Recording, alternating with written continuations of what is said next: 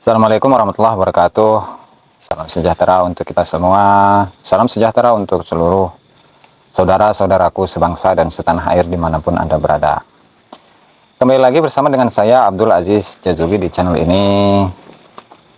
Ya, karena kita sudah lama ya tidak membahas tentang thariqah, dan juga barangkali banyak dari kawan-kawan, banyak dari teman-teman yang mungkin belum mengerti tentang tarekat atau tentang thariqah. Dan di sini saya akan membahas pendahuluan barangkali ya, atau sedikit sekelumit tentang apa yang saya telaah, apa yang saya pahami tentang ilmu thariqah. Jadi ilmu thariqah itu apa sih? Jadi kalau kita membicarakan tentang thariqah, maka thariqah itu adalah jalan ya. Jalan kemana? Ya, jalan menuju Allah Subhanahu wa Ta'ala. Lalu caranya bagaimana? Caranya adalah sebagaimana yang dijelaskan oleh para ulama-ulama terdahulu, ulama-ulama tasawuf, yang mereka itu khusus membahas tentang ilmu thariqah. Nah, adapun referensi-referensi mengenai thariqah itu ya cukup banyak. Ya, mulai dari Ar-Risalah Al-Qusyairiyah, kemudian Al-Hikam karya Imam Ibnu Athaillah As-Sakandari, ataupun syarah-syarahnya, ataupun Ihya Ulumuddin misalkan, ataupun karya-karya dari Syekh Abdul Wahab Asy'arani rahimahullahu ta'ala. Dan perlu diketahui bahwasanya dasar utama di dalam thariqah itu adalah memperbanyak zikir kepada Allah Subhanahu wa Ta'ala. Dan nanti di sini saya akan menjelaskan bagaimana zikir menurut pandangan para ulama-ulama thariqah. Jadi kalau berbicara mengenai thariqah ya berbicara mengenai zikir. Dimana tujuan dari zikir yang biasa dilakukan oleh ahli-ahli tarekat itu adalah membersihkan, menjernihkan hati dari segala macam penyakit. Lalu sebelum kita membersihkan penyakit, ya tentu kita harus mengetahui terlebih dahulu apa saja penyakit-penyakit yang ada di dalam diri kita. Baru setelah itu kita mengobatinya. Dimana para ulama mengatakan bahwasanya umdatut thariq al-iktsaru min dzikrillahi ta'ala. Di mana dasar utama dalam thariqah itu adalah memperbanyak zikir kepada Allah Subhanahu wa Ta'ala. Dan kalau berbicara mengenai ulama, jadi ulama itu sebenarnya bagaimana sih pembagiannya? Ya, di sini saya akan mengutipkan salah satu keterangan dari kitabnya Syekh Abdul Wahab Asy'arani rahimahullahu ta'ala, yaitu Bahjatun Nufusi wal Akhlaq Fima Tamayyaza Bihil Qaum Minal Adabi wal Akhlaq, karya dari Syekh Abdul Wahab Asy'arani rahimahullahu ta'ala. Di mana beliau menjelaskan ya di jilid pertama halaman 483. Beliau mengatakan ya, rubbama dhanna anna tariq wa yatuha hifdzu kalamin kal fiqhi min ghairi dzauq. Jadi kalau berbicara mengenai tarekat itu, barangkali sebagian orang menyangka bahwasanya tujuan utama dari thariqah itu adalah menghafal omongan atau menghafal pembicaraan. Sebagaimana ilmu fikih berbicara atau membicarakan suatu ilmu tanpa ada zauq, tanpa ada rasa. Wal ba'dhum nafa thariqan aslan. Bahkan sebagian orang itu, sebagian ulama itu menafikan secara mutlak mengenai apa itu tarekat. Padahal ya, kita tahu bahwasanya beda antara fikih dengan tarekat. Kalau fikih itu membicarakan tentang hukum, tentang bagaimana pengutipan para ulama zaman dahulu, kemudian membicarakan tentang bagaimana istinbat, ya, penggalian hukum dari dalil-dalilnya, apakah qiyas, apakah ijma, apakah istishab, apakah istihsan, ataukah istirsal, ataupun teks ayat Al-Quran, nas sharih dari Al-Quran, atau nas sharih dari hadis, dan lain sebagainya. Itulah fikih. Nah, sementara untuk tasawuf atau tarekat itu tidak seperti itu. Lantaran tarekat itu adalah membicarakan tentang bagaimana kita ini merasakan, ya, merasakan bagaimana keagungan Allah Subhanahu wa Ta'ala, menyaksikan dengan hati, menyaksikan dengan rasa bagaimana Allah Ta'ala itu memberikan kepada kita kenikmatan yang luar biasa. Itulah perbedaan sekilas mengenai antara fikih dengan tarekat. Nah, kemudian beliau mengatakan lakin tariqul fuqaha laisa fiha bayanu kaifiyatul wusuli ila maqamatil ikhlas wat tawakkul wal yaqin wala ghairu dzalika. Kalau cara yang biasa diajari atau diajarkan oleh para ulama-ulama fikih, nah di sana itu tidak terdapat penjelasan bagaimana mencapai makom-makom atau tingkatan-tingkatan atau kondisi-kondisi spiritual yang dirasakan oleh seseorang atau yang dicapai oleh seseorang. Itu berupa ikhlas, berupa tawakal, berupa yakin, ataupun yang lainnya. Maka, fala budda lisaliki min ma'rifati kullin minat tariqaini bi tariqil fuqaha hiya asasu tariqil qaum. Nah, sehingga bagi setiap salik, bagi setiap murid dalam tarekat, dia harus mengetahui masing-masing dari kedua cara tersebut. Caranya ahli fikih dan caranya ahli tasawuf atau ahli tarekat. Dimana kalau caranya atau tata cara ibadah yang biasa diajarkan oleh para ahli fikih itu merupakan asas, merupakan dasar dari tarekatnya kaum sufi. Nah, sementara wa tariqul qaum hiya ghayatu tariqil amali bisyariah. Sementara tarekatnya kaum sufi tujuannya adalah cara untuk mengamalkan syariat. Jadi seseorang itu tidak mungkin mengamalkan sesuatu kecuali setelah dia mengetahui cara dari sebuah ibadah. Saya tidak mungkin sholat ketika saya itu tidak mengetahui tata cara sholat. Bagaimana saya bisa memperbaiki sholat sementara saya itu tidak mengetahui tentang tata cara sholat. Sehingga dari sini kita simpulkan bahwasannya kalau thariqah itu adalah memperbaiki kualitas ibadah. Kemudian kalau syariat itu adalah mengetahui bagaimana tata cara ibadah. Nah, sehingga dari sini ada perbedaan yang cukup signifikan antara ulama-ulama syariat dengan ulama-ulama fikih. Dan di sini jelas belum kita ini tidak mengatakan bahwa ulama-ulama fikih itu atau memojokkan ulama-ulama fikih, tidak. Tetapi apa? Ini semata-mata hanya untuk membedakan bagaimana latar belakang yang dimiliki oleh ulama-ulama fikih dan latar belakang yang dimiliki oleh ulama-ulama tasawuf. Sehingga di sini ada dua golongan, di mana dua golongan ini berbeda antara satu dengan yang lainnya. Sehingga banyak dari kalangan ulama-ulama fikih sebagaimana penuturan dari Syekh Abdul Wahab Asy'arani rahimahullah, dan ini diceritakan di dalam kitabnya yang lain, yaitu kitab Al-Anwarul Qudsiyah, ya, fi ma'rifati qawaidis sufiyah. Bagi yang punya kitabnya silahkan buka di halaman berapa ini? Di halaman 65. Beliau menceritakan bagaimana seorang ahli fikih itu kebiasaan yang biasa mereka lakukan dan bagaimana kebiasaan dari ulama-ulama ahli tasawuf itu melakukan aktivitas-aktivitasnya. Nah, langsung saja kita baca.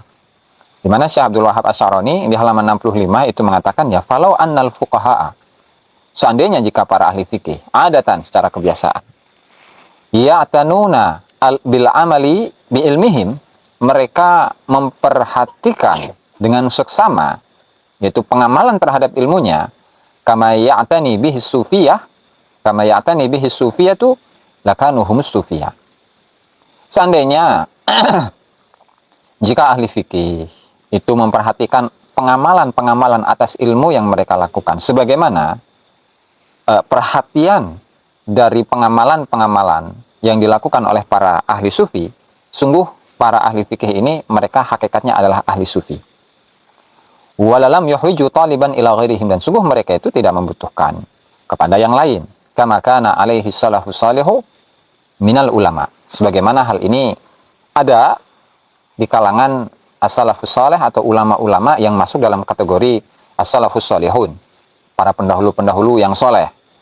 Kenapa? Nah, di sini akan membicarakan tentang pengertian atau definisi dari ahli sufi itu seperti apa. Nah, beliau mengatakan fa inna haqiqatas sufi, karena hakikat dari orang yang ahli tasawuf, huwa alimun, dia adalah orang yang berilmu. Amila bi ilmihi, yang mengamalkan ilmunya. Ala wajhil ikhlas la ghair, tapi dengan cara keikhlasan, kemurnian dalam beramal. Artinya ketika dia melaksanakan sebuah ibadah, melaksanakan sebuah amal, dia tidak memiliki tujuan yang lain kecuali hanya untuk Allah Subhanahu wa taala. Tidak ada yang lain. Tidak pengen populer, tidak pengen masyhur, tidak menginginkan dari ibadahnya itu diberi oleh Allah Subhanahu wa taala rezeki yang banyak, atau pengen ini, pengen itu dan seterusnya melalui ibadahnya. Tidak ada seperti itu. Makanya ketika seseorang itu mengamalkan ilmunya, dan pengamalan dari ilmunya itu artinya ibadah yang dia laksanakan itu ikhlas, jalurnya adalah jalur keikhlasan menurut Allah Subhanahu wa taala, maka hakikat orang tersebut adalah orang yang sufi. Nah, sehingga di sini bisa kita pahami ya dari teks ini bahwasanya tidak semua orang yang ahli fikih itu bisa dikatakan sebagai seorang sufi. Ya. Kenapa? Ya lantaran ketika seseorang yang ahli fikih dia membanggakan ilmunya, bisa membaca kitab, yang telaahnya atas kitab-kitab itu sangat banyak, penguasaannya terhadap ilmu fikih, terhadap kitab-kitab fikih, terhadap kalam ulama dalam permasalahan-permasalahan fikih dan lain sebagainya. Nah, itu belum tentu dia itu memiliki satu jiwa, satu kondisi kerohanian yang baik. Lantaran apa? Lantaran tadi tasawuf itu adalah rasa yang bermain, ya, bukan pengetahuan. Karena tasawuf itu bukanlah teori, akan tetapi adalah pengalaman kerohanian atau rasa yang dirasakan oleh hatinya, rasa yang dirasakan oleh ruhnya. Dan tentu hal ini membuka satu pembahasan yang lain, lantaran thariqah itu kaitannya adalah dengan zikir kepada Allah Subhanahu wa taala, dan zikir itu merupakan pondasi utama di dalam thariqah, maka kita perlu adanya pembahasan mengenai hakikat dari zikir. Syekh Ibnu Athaillah As-Sakandari dalam hikamnya mengatakan, la tatruki dzikra li adami hudurika ma'allahi fihi, jangan sekali-kali engkau itu meninggalkan zikir kepada Allah Subhanahu wa taala lantaran ketika engkau berzikir itu engkau tidak merasakan kehadiran hatimu bersama Allah Subhanahu wa taala. Kenapa? Li'anna ghaflataka an wujudi dzikrihi asyaddu min ghaflatika fi wujudi dzikri, lantaran kelalaianmu dari adanya zikir kepada Allah, artinya engkau sama sekali tidak berzikir kepada Allah, itu jauh lebih parah daripada engkau lalai ketika berzikir ke Allah Ta'ala. Maka fa'asa'an yarfa'aka min zikrin ma'adami hudurin ila zikrin ma'awujudi hudurin. Maka mudah-mudahan Allah Ta'ala itu mengangkat dirimu dari zikir, dan zikirnya itu bersamaan dengan lupa lalai kepada Allah Ta'ala, kepada zikir ila zikrin ma'awujudi yaqadatin, kepada zikir dan hatimu itu sadar. Wa min dzikrin ma'a yaqadatin, dan mudah-mudahan Allah Ta'ala itu mengangkat dirimu dari sebuah zikir yang hatimu itu sadar, ila dzikrin ma'a wujudi hudurin, kepada satu zikir yang hatimu itu hadir bersama Allah Subhanahu wa taala.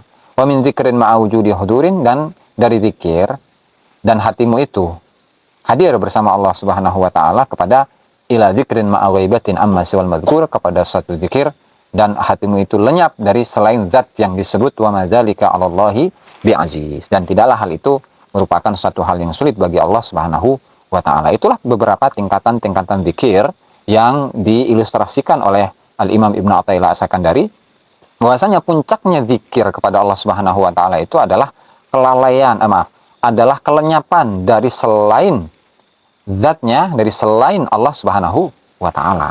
Nah, lalu kalau kita ini membicarakan tentang zikir, ya, bahwasanya zikir itu ada dua macam. Di mana macam yang pertama itu adalah zikir jahar, zikir yang keras. Ya, zikir yang keras, zikir dengan suara yang lantang. Itu satu. Kemudian yang kedua itu adalah zikir sir, adalah zikir hati, zikir yang senyap, zikir yang dilakukan oleh hati gitu ya. Bahwasanya ketika kita ini membicarakan tentang zikir yang keras, sebenarnya hal ini diperbolehkan atau tidak, kan gitu ya. Tentu hal ini adalah satu hal yang diperbolehkan oleh syariat, dan bahkan ini adalah satu hal yang terpenting lantaran apa? Hati kita itu diibaratkan, diperumpamakan seperti batu yang keras, ya, lantaran di dalam hati kita itu ada kesombongan, kemudian ada pamer, ada ujub, ada ria, ada dengki, ada iri, ada cinta kepada dunia, cinta kepada selain Allah, gitu kan. Nah, lalu untuk menghilangkan kotoran-kotoran hati itu adalah dengan berzikir kepada Allah Subhanahu wa taala. Nah, makanya hakikat dari zikir itu sebenarnya apa sih? Gitu. Sebelum kedua pembagiannya itu tadi. Jadi zikir itu sebagaimana yang disebutkan oleh Syekh Abdul Wahab Asy'arani di dalam kitab yang sama, kitab Al-Anwarul Qudsiyah fi Ma'rifati Qawaidus Sufiyah. Dia mengatakan az-dzikru lillahi haqiqatan, zikir kepada Allah Ta'ala secara hakiki itu adalah istishab, menarik. syuhudil abdi, penyaksian seorang hamba, annahu baina yaday rabbihi, bahwa hamba ini itu berada di depan Tuhannya. Wa dzikru bil lisan, sementara zikir dengan lisan, innama huwa wasilatun ilaih, sungguhnya zikir dengan lisan itu hanyalah sekedar perantara untuk menuju kepada zikir hakiki. Jadi zikir hakiki itu adalah menariknya hati atau menarik hati agar hati ini selalu menyaksikan bahwa dirinya itu berada di hadapan Allah Subhanahu wa taala. Ya kan? Maka fa idza hasala lahu asyhud istaghna fi talabil huduri an dzikril lisan. Sehingga ketika hatinya sudah menyaksikan Allah Subhanahu wa taala, ya maka dia sudah tidak butuh lagi untuk meminta, ya, untuk meminta kehadiran hatinya menyaksikan Allah Subhanahu wa taala, sehingga dia sudah tidak butuh lagi dengan zikir lisan. Oke, itu sedikit mengenai hakikat daripada zikir. Nah, lalu bagaimana zikir yang keras itu? Apakah sebenarnya di zikir yang keras itu di apa namanya, di la ilaha illallah Rasulullah dianjurkan? Apakah zikir yang keras itu dianjurkan oleh para ulama-ulama, khususnya ulama-ulama tasawuf? Jelas hal itu adalah satu hal yang sangat dianjurkan oleh para ulama tasawuf. Di sini mari kita lihat, ya, di halaman 24 dari kitab yang sama, Al-Anwarul Qudsiyah fi Ma'rifati Qawaid Sufiyah. Mereka mengatakan wa ajma'u ala annahu yajibu 'alal muridi an yadhkura bi quwwatin tammah. Di mana para ulama tasawuf itu sepakat bahwa wajib bagi murid untuk zikir dengan kekuatan yang sempurna. Ya, zikir dengan kekuatan yang sempurna, ya, artinya dia maksimal dalam zikirnya, itu semangat dalam zikirnya, bihaitsu la yabqa minhu muttasaun, sekiranya tidak ada ruang kosong lagi, tidak ada ruangan yang kosong lagi dalam hatinya. Wa yahtazzu min fawqi ra'sihi ila usbu'i qadamai, dan dia mengguncangkan, ya, mengguncangkan seluruh anggota badannya, mulai dari atas sampai bawah, mulai dari kepala sampai kaki. Ya. Wa hadhihi wa hiya halatun yastadilluna biha ala annahu sahibu himmatin, dan ini merupakan suatu kondisi di mana hal ini menunjukkan bahwa murid ini adalah seseorang yang memiliki semangat yang tinggi, fayurjalahul fathu an qaribin insyaallah, sehingga ketika dia berzikir dengan semangat, ya maka diharapkan dia itu mencapai makom zikir yang hakiki, yaitu hatinya merasakan atau menyaksikan itu berada di hadapan Allah Subhanahu wa taala. Artinya dia merasa sangat dekat sekali dengan Allah Subhanahu wa taala. Kemudian wa ajma'u ala annahu yajibu 'alal muridi al-jahru bidzikri biquwwatin tammah, dan para kaum sufi itu sepakat bahwasanya wajib bagi seorang murid untuk memperkeras zikirnya, ya. Al-jahru bidzikri, zikirnya keras, biquwwatin tammah, dengan kekuatan yang sempurna. Dan wa anna dzikra sirri wal huwaina, dan bahwasanya zikir yang pelan, ya, wal huwaina, dan zikir yang lirih, itu la yufiduhu ruqiyan, itu tidak memberikan faedah kepada orang yang berzikir, yaitu berupa peningkatan spiritual. Nah, sehingga ketika zikir la ilaha illallah, la ilaha illallah, la ilaha illallah, la ilaha illallah, la ilaha illallah, la ilaha illallah, la ilaha illallah. Nah, itulah ritmenya biasanya. Mulai dari pelan, kemudian naik suaranya, kemudian naik lagi, terus. Nah, hal ini hanya bisa dirasakan oleh orang-orang yang berada di dalam dunia tarekat dan mengamalkan tarekatnya itu sendiri.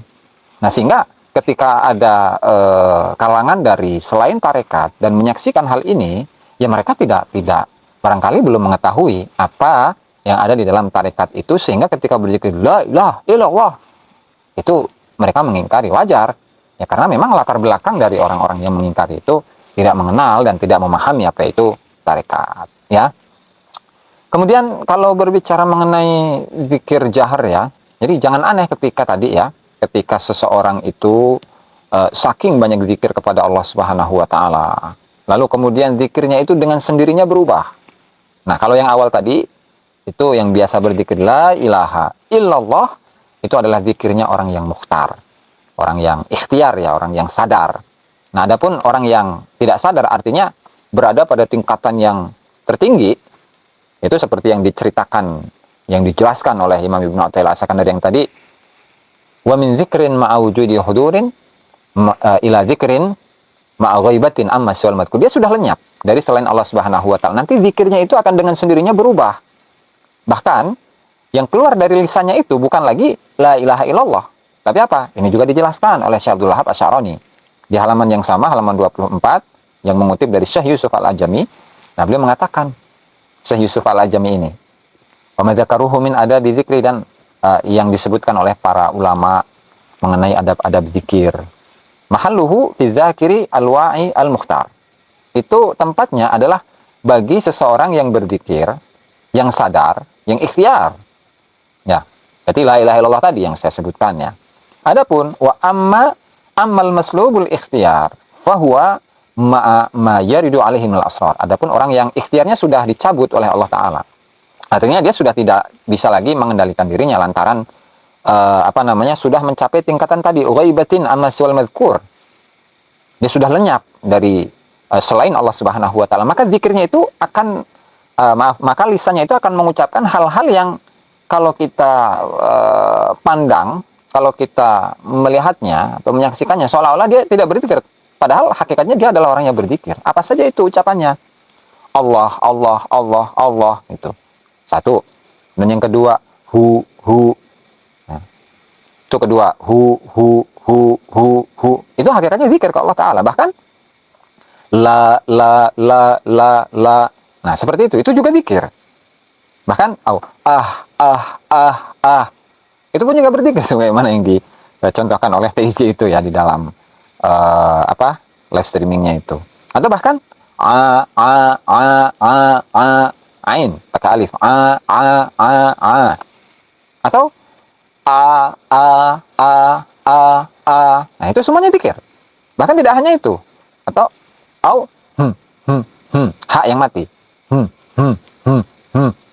Nah, itu juga zikir kepada Allah Ta'ala. Tapi ini berlaku bagi orang yang tadi ikhtiarnya sudah dicabut atau berada dalam kondisi ghaibah amma siwal madhkur. Dia sudah lenyap dari selain Allah Subhanahu wa taala. Atau ha dengan alif. Ha seperti orang yang tertawa kan? Tapi itu zikir. Au sautun biwairi harfin, atau suara tanpa huruf. Nah dan seterusnya lah. Oh, takhbit, ngacak. Cak gitu. Itu zikir.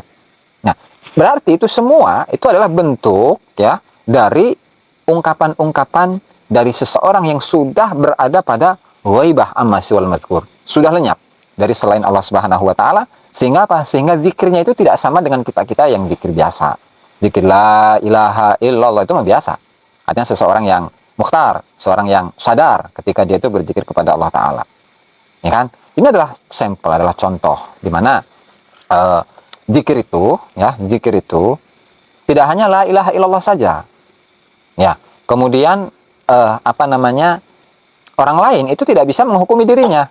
Tidak bisa menghukumi orang-orang yang ahli zikir.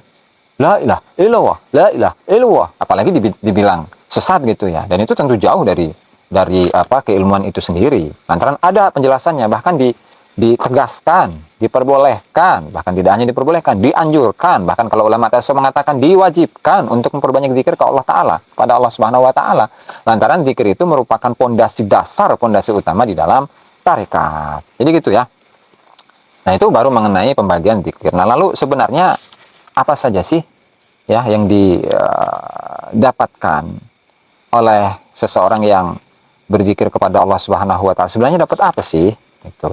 Ya, artinya apa saja sih keutamaan-keutamaan yang ada di dalam zikir? Gitu. Banyak keutamaannya. Baik itu dari hadis ya. Dan saya akan membacakan beberapa saja dari keutamaan-keutamaan yang ada di dalam zikir ini ya. Di mana riwayatnya dalam sebuah hadis ya. Riwayat Imam Muslim, riwayat Imam Tirmidzi, di mana di situ menjelaskan bahwa seseorang yang berzikir kepada Allah Subhanahu wa taala maka dia dekat dengan malaikat-malaikatnya Allah Subhanahu wa taala. Memang ada dalilnya gitu atau ada? Apa dalilnya? Ini. Marwahu Muslimun wa Tirmidzi adalah sebuah hadis yang diriwayatkan oleh Imam Muslim wa Tirmidzi dan Imam Tirmidzi marfu'an. Ini diucapkan oleh Rasulullah ya. Apa itu? La yaqudu qaumun, tidaklah satu kaum itu duduk. Yazkurunallaha ta'ala, mereka berzikir kepada Allah Subhanahu wa taala. Illa haffathumul malaikah, kecuali mereka itu dikelilingi oleh para malaikat-malaikat. Artinya malaikat-malaikat pun dekat dengan orang-orang yang ahli zikir, tapi zikir yang benar ya. Bukan zikir untuk mendapatkan duit, bukan zikir untuk mendapatkan materi, atau zikir agar dirinya menjadi orang yang terkenal, populer, enggak. Ya. Wa ghasyiyatuhumur rahmah, dia dikelilingi oleh rahmat, oleh kasih sayangnya Allah Subhanahu wa taala.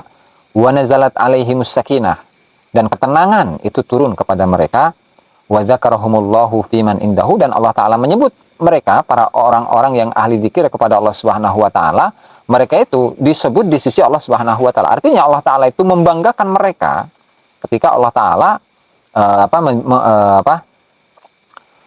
berbicara kepada para malaikat-malaikat. Artinya beginilah. Satu tadi ya, sudah kita ketahui bahwasanya orang-orang yang berzikir kepada Allah Subhanahu wa taala itu dekat dengan para malaikat-malaikatnya Allah. Kemudian mereka mendapatkan kasih sayangnya Allah Subhanahu wa taala. Dalam hati mereka itu merasakan ketenangan yang luar biasa. Kemudian Allah taala itu menyebut nama mereka di hadapan ya para malaikat-malaikatnya Allah, atau orang-orang yang dicintai oleh Allah Subhanahu wa taala, atau makhluk-makhluk yang Allah taala cintai. Artinya begini, ketika ada seorang tokoh besar, kemudian nama kita itu disebut oleh nama kita itu disebut oleh tokoh besar itu, kira-kira bagaimana perasaan kita? Tentu bahagia. Nah, bagaimana ketika kita ini nama kita disebut oleh Allah Subhanahu wa taala sebagai orang-orang yang dekat kepada Allah Subhanahu wa taala? Tentu hal itu lebih menyenangkan diri kita, gitu kan. Oke, itu untuk hadis pertama. Kemudian hadis yang kedua, Warwal Bukhari, riwayat dari Imam Bukhari radhiyallahu taala anhu marfu'an, meriwayatkan sebuah hadis yang marfu', inna lillahi malaikatan, sungguhnya Allah taala itu memiliki malaikat. Yatufuna fit tariq, malaikat itu mengelilingi jalan-jalan. Yaltamisuna ahla dzikri, di mana mereka mencari-cari orang yang ahli zikir. Kemudian fa in wajadu qauman, tatkala malaikat itu menemukan satu kaum atau sekelompok orang, yadhkurunallaha azza wa jalla, di mana mereka berzikir kepada Allah Subhanahu wa taala, tanadau, mereka itu memanggil, halumu ila hajatikum, kesinilah, ya, kesinilah, datangi hajat-hajat kalian. Qala, kemudian Nabi mengatakan, fayahufunahum bi ajnihatihim ila sama'id dunya, maka orang-orang yang berzikir itu dinaungi oleh para malaikat dengan sayap-sayapnya para malaikat sampai kepada langit yang paling bawah, yang paling rendah. Al-haditha, nah, dan sempurnakanlah hadisnya. Dan masih banyak lagi sebenarnya mengenai keutamaan zikir, di mana keutamaan zikir itu misalnya bisa melembutkan hati seseorang yang awalnya itu kasar kemudian menjadi lembut. Yang awalnya zikir itu yang awalnya hati seseorang itu lemah, tidak yakin, tidak memiliki keyakinan, keimanan kepada Allah Subhanahu wa taala, lalu dia itu menjadi seseorang yang memiliki keimanan yang tinggi di sisi Allah Subhanahu wa taala. Nah, barangkali itu saja ya, meskipun videonya ini panjang, tapi nggak masalah lah. Mudah-mudahan hal ini bermanfaat bagi kita semua, dan semoga kita bisa mengamalkan dari keterangan-keterangan yang saya sampaikan tadi. Ya, kurang dan lebihnya saya mohon maaf. Wallahu al-muwaffiq ila aqwamit thoriq. Wassalamualaikum warahmatullahi wabarakatuh.